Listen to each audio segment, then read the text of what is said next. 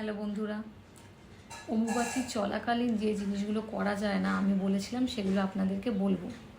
সেগুলো হলো 22 তারিখে 22শে জুন অম্বুবাচী লাগছে। অম্বুবাচী চলাকালীন বাড়ির নিত্য পুজোয় মন্ত্রপাঠ করা যায় না, তো নিত্য পুজো চলাকালীন মন্ত্রপাঠ করবেন না। পুজো যখন করবেন সেখানে শুধু ধূপকাঠি মোমবাতি জ্বালিয়েই পুজো করবেন, তার থেকে বেশি কিছু নয়। এছাড়া কোনো রকম কোনো শুভ কাজ, যেমন কি গৃহপ্রবেশ বলুন, বিয়ের অনুষ্ঠান বলুন, অন্নপ্রাশন বলুন, এই ধরনের কাজগুলো করা যায় না অম্বুবাচীর সময়, তো এটাকে অ্যাভয়েড করবেন। বৃক্ষরোপণ কৃষির কাজ করা যায় না। এছাড়া শাস্ত্রে লেখা আছে যে অম্বুবাচী সময়টাতে নিরামিষ খেতে বলা হয়, আমিষ খেতে নেই।